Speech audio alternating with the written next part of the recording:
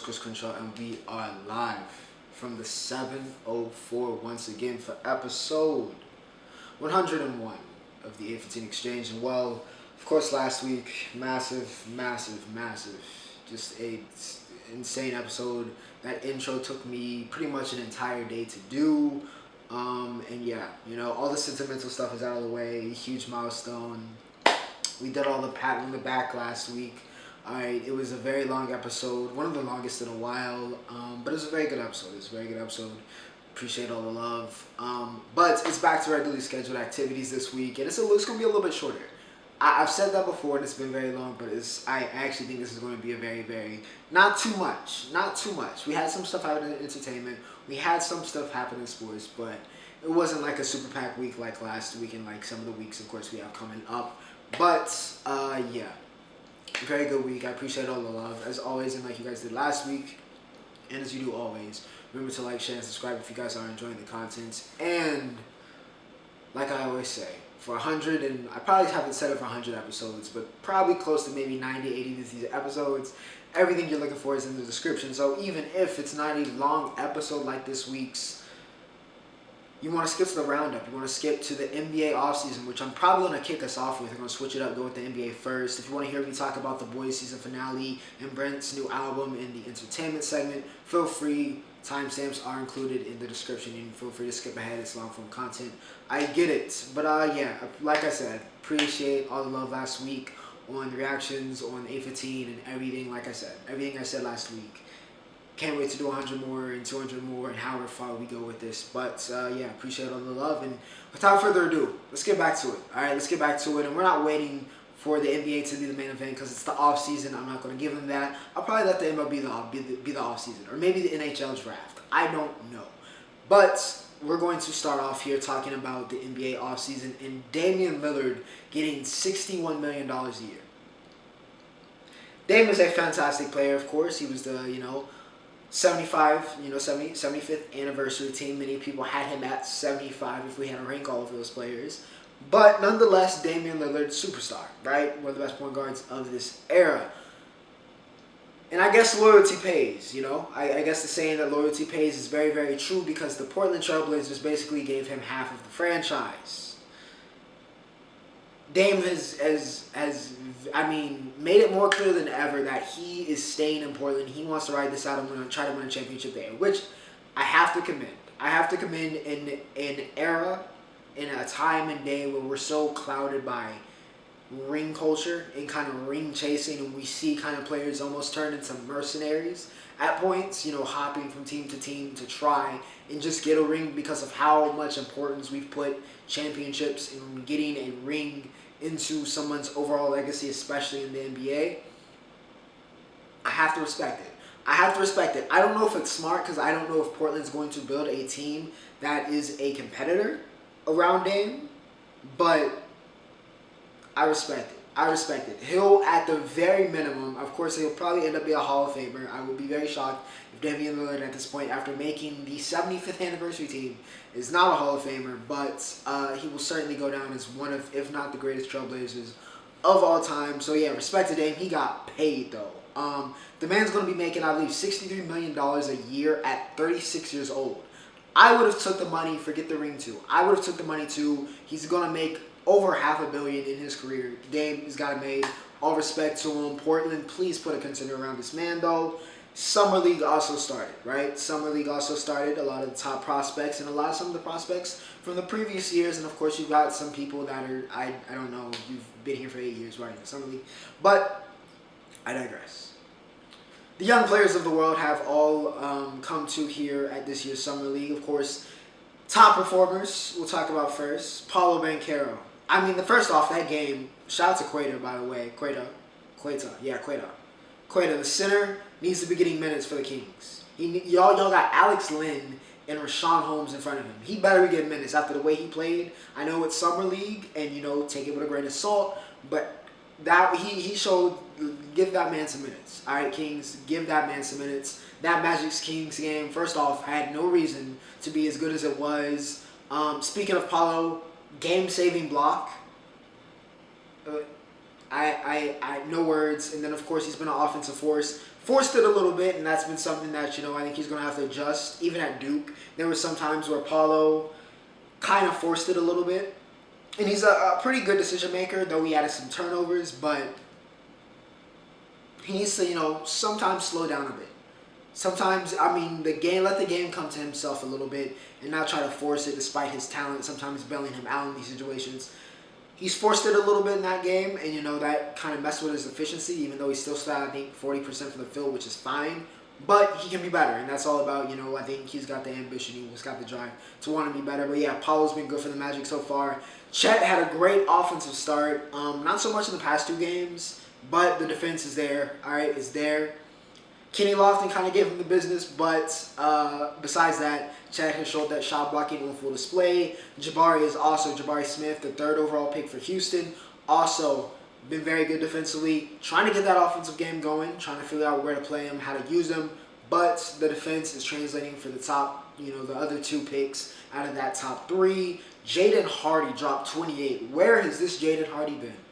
I haven't seen Jaden Hardy play like that since high school, since the Vegas Elite days, because he was MIA, at least efficiency-wise, in the G League last year with the Ignite. But came out in Summer League looking well prepared. And if Ivy keeps this up, that is a huge steal potentially for the Mavs and another piece to put around Luka. And a much, at the current moment, cheaper option than probably Tim Hardaway, as well as just the simple fact that is a huge endorsement for the Ignite.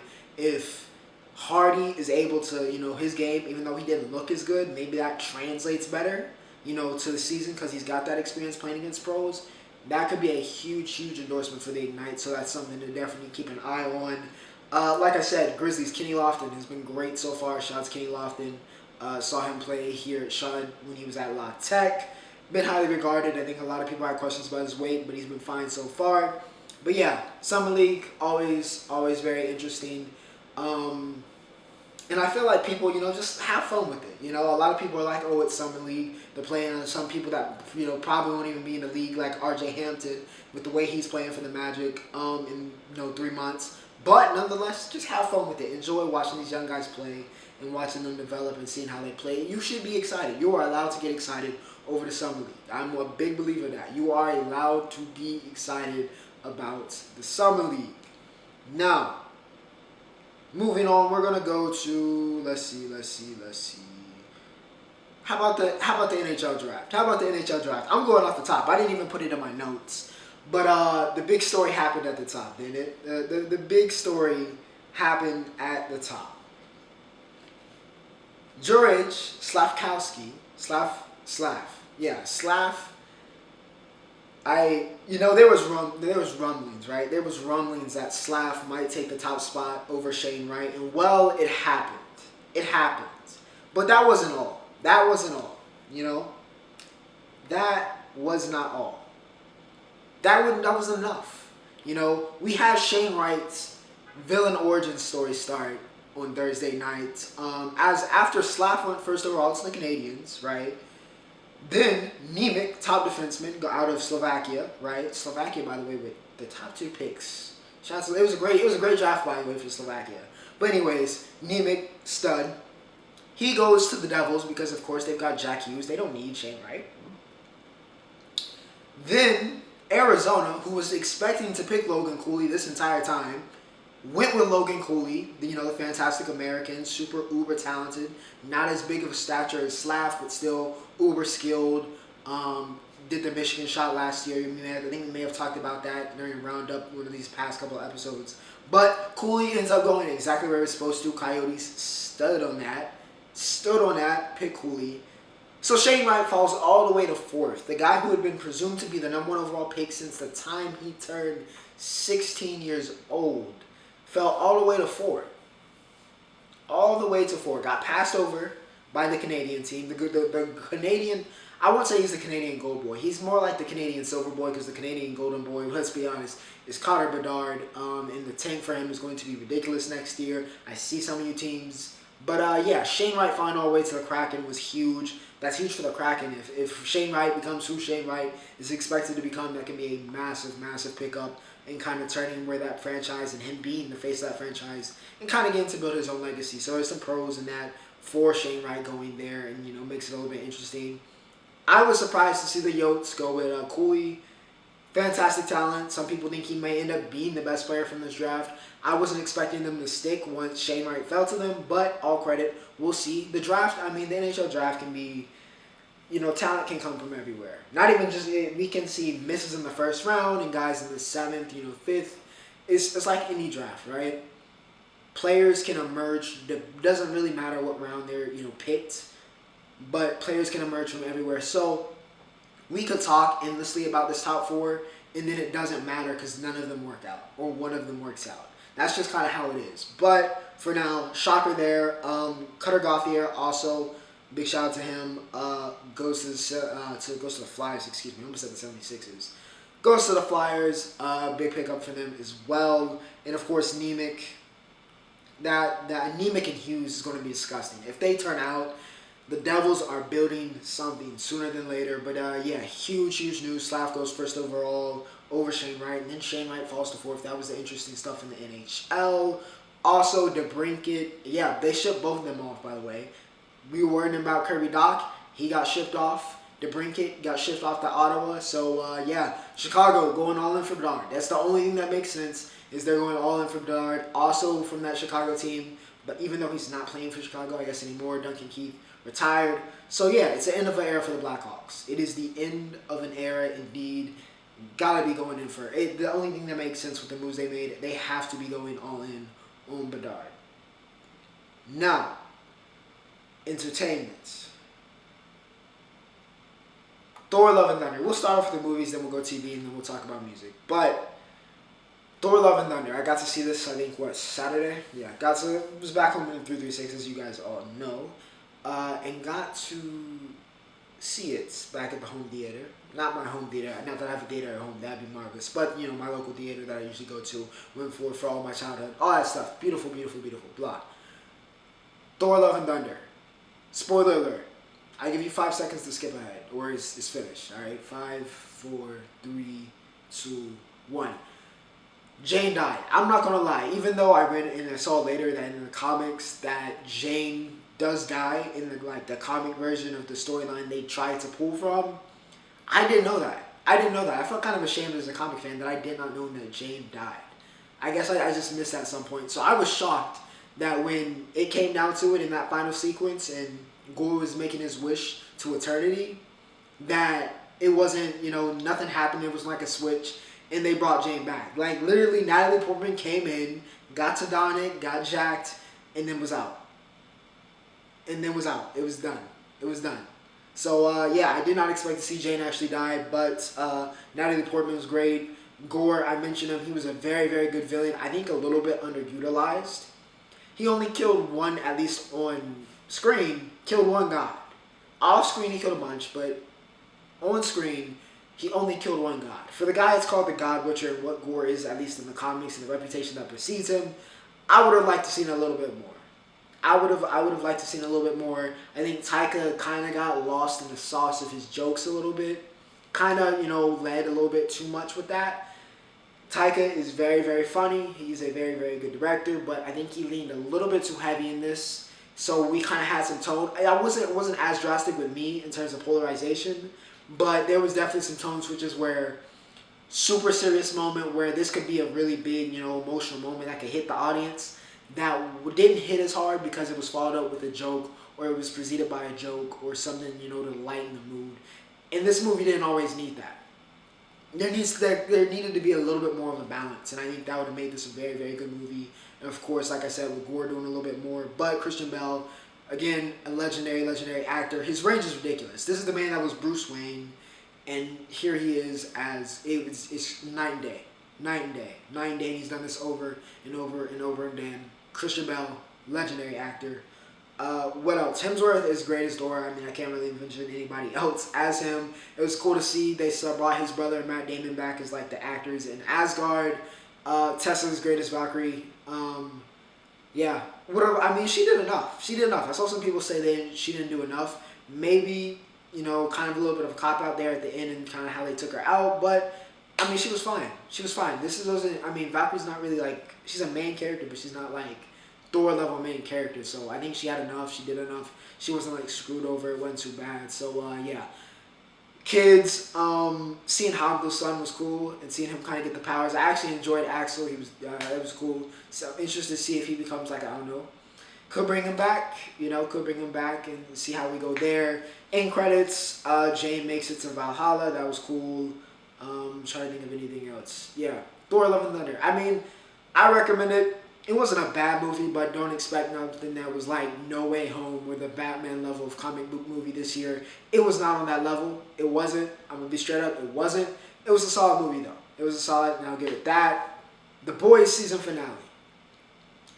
Oh, boy. I have sung the praises of this show countless times on this podcast. And I will sing it once again, even though some people were a little upset because they felt like nothing really happened. All right?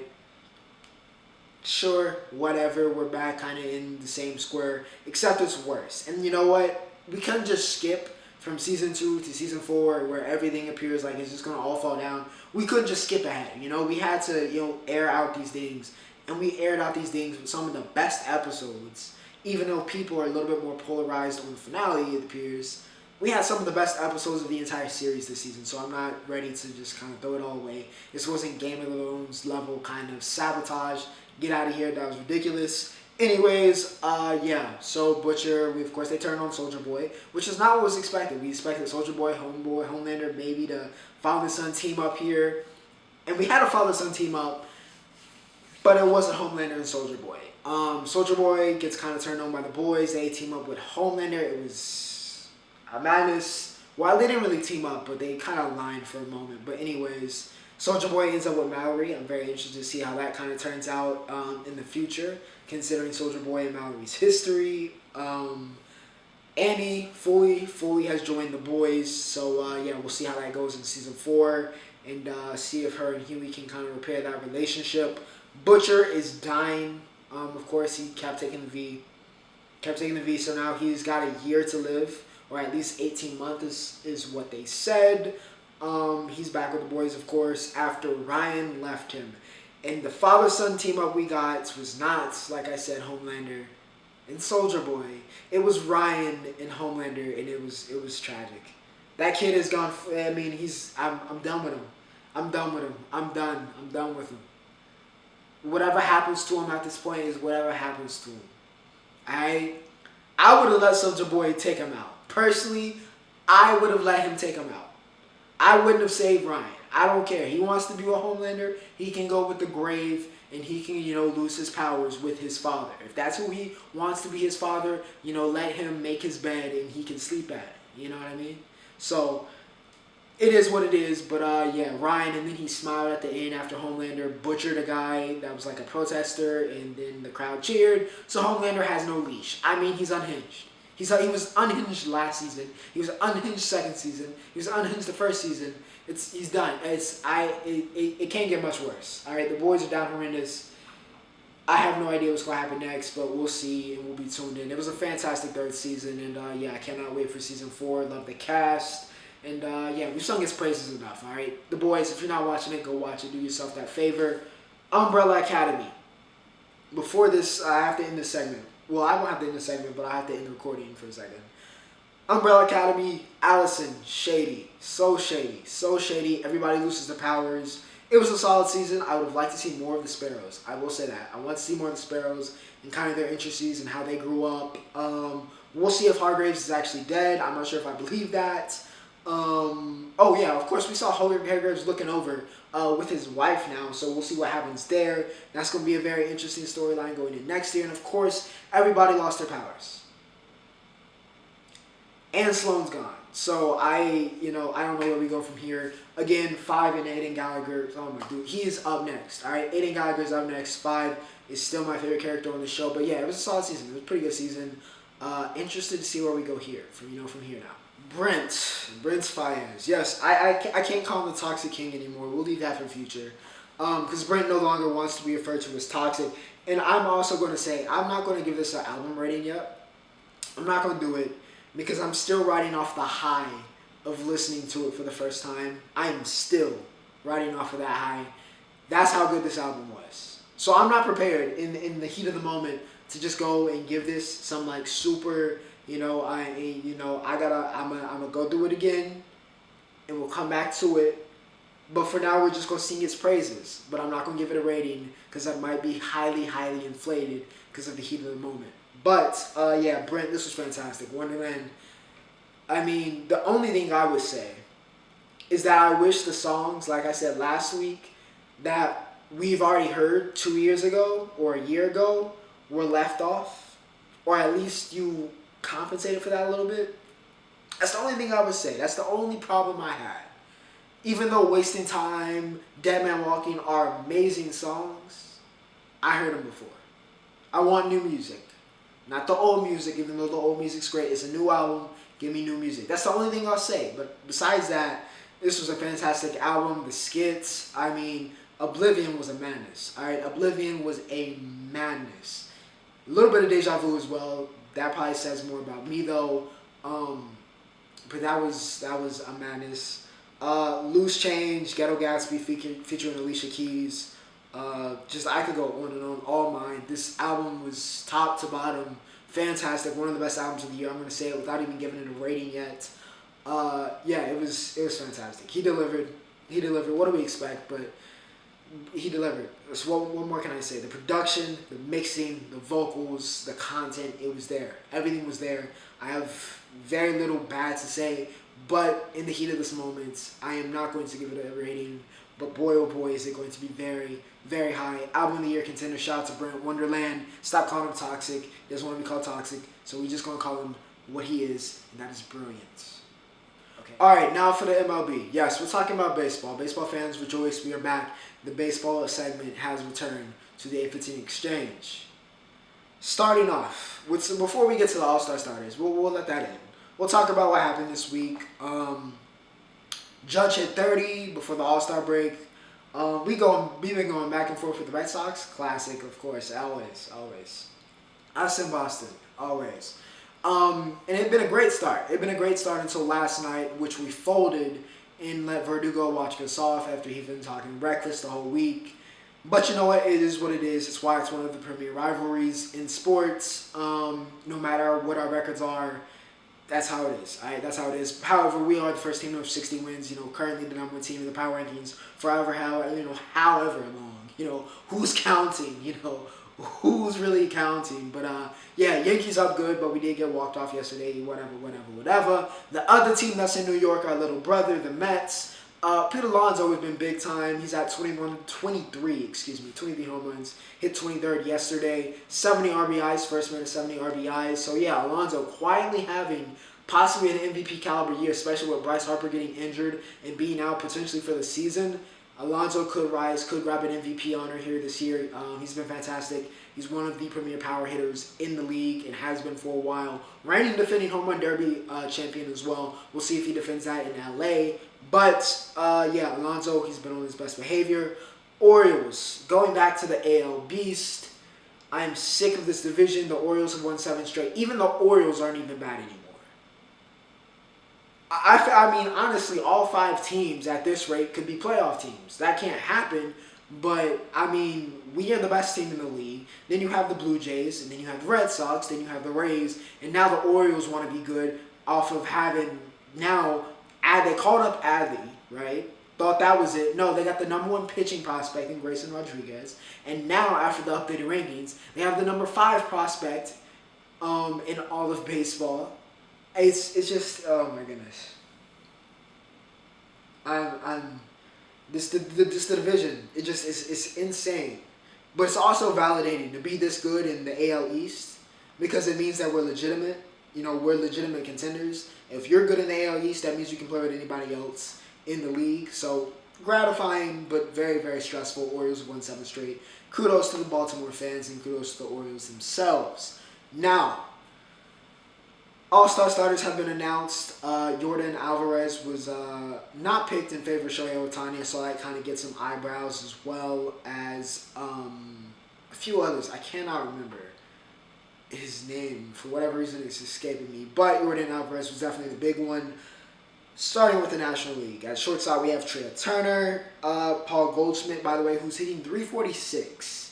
very, very quietly leading the league in average by 30 points. Jazz Chisholm gets second base. Manny Machado's at third. Wilson Contreras is at catcher. In the outfield, you got Acuna, Betts, and Jock Peterson. No real complaints there. Funny that the Dodgers had two of those guys. In the American League, Vlad. There we go. Some were questioning whether Vlad should have been the starter. I mean, it's voted on by the fans. Vlad is one of the most popular players. It's going to happen. Vlad is still an all-star, I think, regardless. But anyways, Vlad's the starter at first. Jose Altuve at second. Devers at third. Tim Anderson at short. Alejandro Kirk at catcher. And in the outfield, of course, the MVP favorites. You got Judge. You got Trout. Then you got Stanton. And, of course, the designated hitter in the American League is the one and only Shohei Ohtani, who is hard carrying. I mean, carrying the Angels.